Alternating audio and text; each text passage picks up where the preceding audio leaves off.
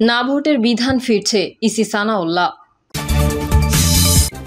জানাবো দ্রুত নির্বাচনের পরিবেশ সৃষ্টি করতে হবে। এবং সর্বশেষ জানাবো সুনামগঞ্জে শিশু শিক্ষার্থীকে ধর্ষণের অভিযোগ, ইমাম গ্রেফতার। এতক্ষণ শুনছিলেন সংবাদ শিরোনাম, এবারে বিস্তারিত। তবে তার আগে অনুরোধ থাকবে আমাদের চ্যানেলটি সাবস্ক্রাইব করে বেল আইকনটি ক্লিক করুন। না ভোটের বিধান ফিরছে, ইসি সানাউল্লাহ। নির্বাচন commissioner brigadier general Abul Fazal Mohammad Sanaullah বলেছেন, ইভিএম সংক্রান্ত সব বিধান বাতিল করা হয়েছে, আচরণবিধি লঙ্ঘনের শাস্তির বিধান করা হয়েছে। তিনি বলেন, ত্রয়োদশ জাতীয় সংসদ নির্বাচনে ফিরিয়ে আনা হয়েছে না ভোটের বিধান। নির্বাচনের ফলাফল বাতিল করার ক্ষমতা পুনর্বহাল করেছে ইসি। জাতীয় নির্বাচনে আইন শৃঙ্খলা রক্ষায় নিয়োজিত হতে পারে সেনা, নৌ ও কোস্টগার্ড। ইসি অবস্থা বুঝে নির্বাচনের ফলাফল স্থগিত করতে পারবে, যা আগে ছিল না। এছাড়া সমভোট হলে লটারি প্রথা বিলোপ করে পুনর্ভোট হবে। ইসি সানাউল্লাহ বলেন, হলফনামায় দেওয়া তথ্য মিথ্যা প্রমাণিত হলে নির্বাচিত হওয়ার পরেও 5 বছর মেয়াদ পর্যন্ত কমিশন তার বিরুদ্ধে ব্যবস্থা নিতে পারবে। এমনকি সদস্যপদ বাতিলও করতে পারবে ইসি। নির্বাচন কমিশনার বলেন, ব্যক্তি এবং প্রতিষ্ঠান থেকে 50 লাখ টাকা পর্যন্ত অনুদান নিতে পারবেন প্রার্থীরা, তবে সেটা হতে হবে ব্যাংকের মাধ্যমে। জোটবদ্ধভাবে নির্বাচন করলেও দলীয় প্রতীকে প্রার্থীদের ভোট করতে হবে বলে জানান তিনি। ইসি আরও বলেন, নিবন্ধনের জন্য আবেদন করা 84টি নতুন দলের মধ্যে 22টি দল বিবেচিত হয়েছে। এসব দলের মাঠ পর্যায়ে যাচাই বাছাই চলবে। 83টি সংসদীয় আসনে সীমানা নির্ধারণে নির্বাচন কমিশন আপত্তি পেয়েছে বলেও জানান এই নির্বাচন কমিশনার। দ্রুত নির্বাচনের পরিবেশ সৃষ্টি করতে হবে। জুলাই বিপ্লবের প্রথম বর্ষপূর্তিতে প্রধান উপদেষ্টা ডক্টর মোহাম্মদ ইউনূস নির্বাচনের সুনির্দিষ্ট রোডম্যাপ ঘোষণা করেছেন। আগামী ফেব্রুয়ারিতে নির্বাচন হবে বলে জাতির উদ্দেশ্যে দেওয়া প্রদত্ত ভাষণে তিনি ঘোষণা করেছেন। তার এই ঘোষণার পর প্রধান নির্বাচন কমিশনারও রংপুরে এক অনুষ্ঠানে বলেছেন, ফেব্রুয়ারির প্রথমার্ধে নির্বাচন অনুষ্ঠিত হবে।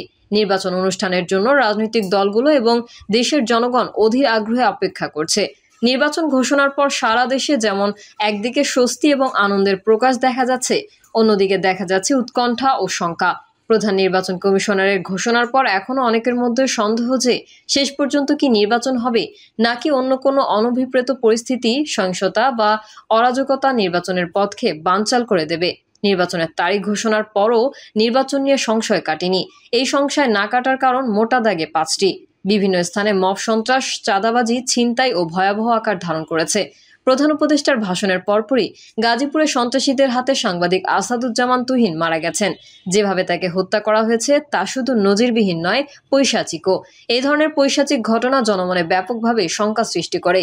দেশের বিভিন্ন স্থানে আইন শৃঙ্খলা পরিস্থিতির এই অবনতি জনগণকে নতুন করে উদ্বিগ্ন করেছে। যদি নির্বাচনের আগে আগামী 6 মাসে আইন শৃঙ্খলা পরিস্থিতির যথেষ্ট উন্নতি না হয়, একটি অবাধ, সুষ্ঠু ও নিরপেক্ষ উৎসবমুখর নির্বাচন কি আদৌ করা সম্ভব? কারণ যদি মব সন্ত্রাস বাড়তে থাকে, অপরাধীরা যদি অবাধে অপরাধ কর্ম করতে থাকে, তাহলে একদিকে যেমন ভোটারদের নিরাপত্তা থাকবে না, মানুষ ভোট কেন্দ্রে যাওয়ার আগ্রহ হারিয়ে ফেলবে, তেমনি নির্বাচনে পেশি শক্তির প্রভাব, অবৈধ অস্ত্রের প্রয়োগ দেখা যাবে। এটি নির্বাচনের পুরো পরিবেশকে নষ্ট করার জন্য যথেষ্ট। 1 বছর হয়ে গেল, পুলিশ বাহিনী এখনও যথাযথভাবে দায়িত্ব পালন করছে না। পুলিশের নিষ্ক্রিয়তা এখনও কাটিয়ে ওঠা সম্ভব হয়নি। সশস্ত্র বাহিনী মাঠে দায়িত্ব পালন করার জন্যই হয়তো আইন শৃঙ্খলা পরিস্থিতি কিছুটা হলেও ঠিকঠাক আছে, না হলে পুরোপুরি জোরজার মুল্লুকতার রাজত্ব প্রতিষ্ঠিত হতো। কিন্তু সশস্ত্র বাহিনীর এই নজরদারি এবং হস্তক্ষেপ কতদিন চলবে? নির্বাচনের আগে অবশ্যই পুলিশ বাহিনীকে সক্রিয় করতে হবে। প্রয়োজনে সশস্ত্র বাহিনীর ক্ষমতা বৃদ্ধি করে পুলিশ বাহিনীকে সংগঠিত করার জন্য দায়িত্ব দেওয়া যেতে পারে। পুলিশ বাহিনী যদি সক্রিয় না হয়, তাহলে আইন শৃঙ্খলা পরিস্থিতি নিয়ন্ত্রণ করা সম্ভব হবে না। আর এই কারণে এখনই সবচেয়ে গুরুত্বপূর্ণ পুলিশ বাহিনীকে সক্রিয় করা, কর্মক্ষম করা এবং তারা যেন নির্ভয়ে নিরপেক্ষভাবে দায়িত্ব পালন করতে পারে সেটি নিশ্চিত করা। দ্বিতীয়ত, শিক্ষার্থীদের মধ্যে নতুন করে উত্তেজনা। প্রধান উপদেষ্টা নির্বাচনের ঘোষণার পরপরই ঢাকা বিশ্ববিদ্যালয়ের ক্যাম্পাসে নতুন করে উত্তেজনা সৃষ্টি হয়েছে। হলে ছাত্র রাজনীতি করা যাবে না, এই দাবিতে শিক্ষার্থীরা গত শুক্রবার মধ্যরাতে উপাচার্যের বাসভবন ঘেরাও করেন। শিক্ষার্থীদের দাবির মুখে উপাচার্য দাবি মেনে নেন। সামনে ডাকসু নির্বাচনের আগে ঢাবি ক্যাম্পাসে এই ধরনের পরিস্থিতি উদ্বেগজনক। আমরা জানি যে ঢাকা বিশ্ববিদ্যালয় হলো আন্দোলনের সূতিকাগার।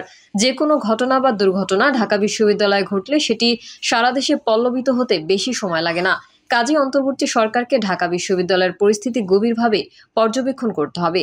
প্রশ্ন দেখা দিয়েছে, জাতীয় সংসদ নির্বাচনের আগে ডাকসু নির্বাচন করাটা কতটা যৌক্তিক এবং সেই ধরনের প্রস্তুতি ঢাকা বিশ্ববিদ্যালয়ের কর্তৃপক্ষের আছে কিনা। ঢাকা বিশ্ববিদ্যালয় এখনও একটি নাজুক পরিস্থিতির মধ্যে রয়েছে। এই পরিস্থিতিতে নানা দল নানা মত ক্যাম্পাসে নিয়ন্ত্রণ প্রতিষ্ঠার জন্য চেষ্টা করছে।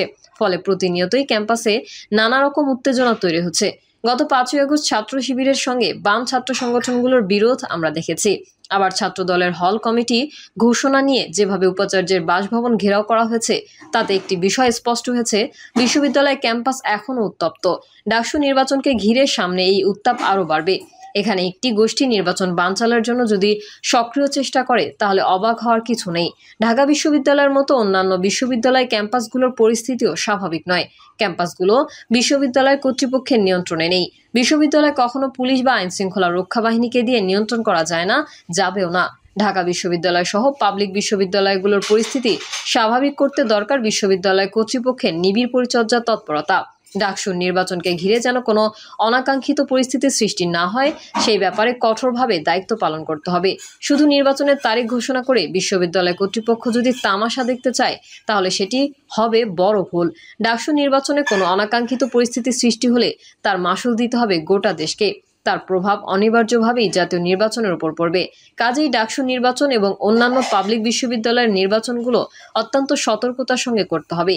এখানে জয় পরাজয়ের চেয়েও অবাধ ও সুষ্ঠু নির্বাচন অনুষ্ঠান সবচেয়ে বড় বিষয় বলে মনে করেন অনেকে। তৃতীয়ত, অবৈধ অস্ত্র উদ্ধার।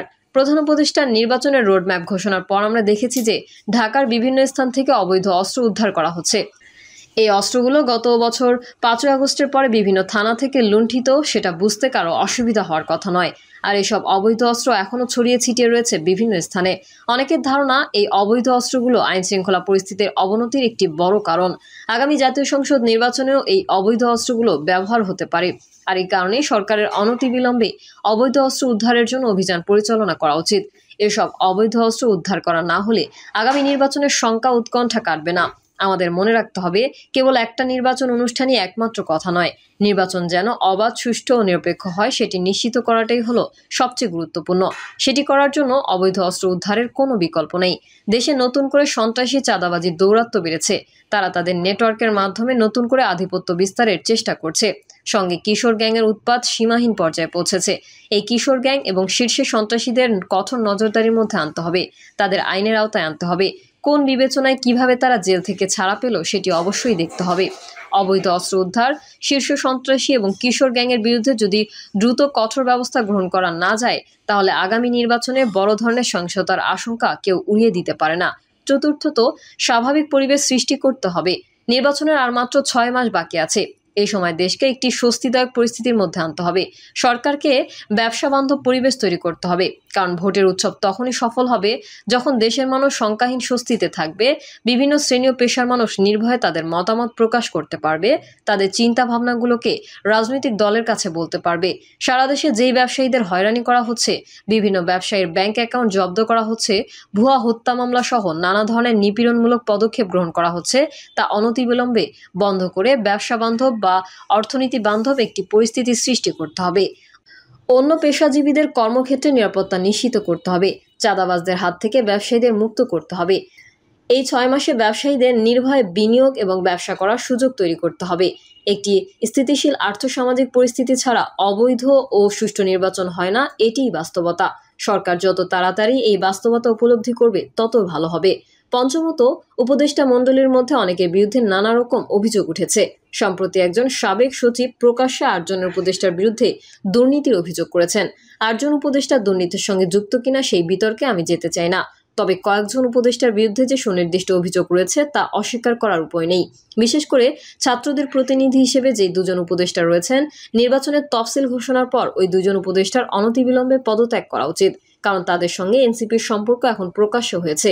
এই অবস্থায় নৈতিকতার স্বার্থে তাদের পদত্যাগ করা উচিত। তারা নির্বাচন করবেন কি করবেন না, সেটি পরের বিষয়, কিন্তু অন্তর্বর্তী সরকারকে এখন অবশ্যই একটি নিরপেক্ষ চরিত্র গ্রহণ করতে হবে, যেন ভবিষ্যতে কেউ এ নিয়ে প্রশ্ন না তোলে।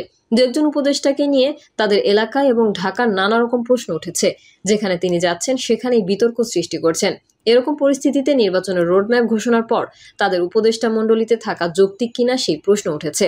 সবচেয়ে বড় কথা হলো, প্রধান উপদেষ্টা বলেছেন, এখন সরকারের একমাত্র লক্ষ্য হলো অবাধ, সুষ্ঠু ও নিরপেক্ষ নির্বাচনের জন্য একটি সহায়ক পরিস্থিতি তৈরি করা।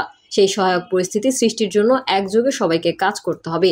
সুষ্ঠু নির্বাচন করার জন্য যা যা করা দরকার সেটাই সরকারকে করতে হবে, কারণ সময় ফুরিয়ে আসছে, হাতে মাত্র 6 মাস আছে। এই সময়ের মধ্যে দেশে একটি স্বাভাবিক নির্বাচনী পরিস্থিতি সৃষ্টি করতে হবে। প্রিয় দর্শক, এই ছিল এখনকার সর্বশেষ সংবাদ। আপডেট সংবাদ পেতে চ্যানেলটি সাবস্ক্রাইব করে বেল আইকনটি ক্লিক করুন। কমেন্টে আপনার মতামত জানিয়ে আমাদের সাথেই থাকুন। ধন্যবাদ সবাইকে। আল্লাহ হাফেজ।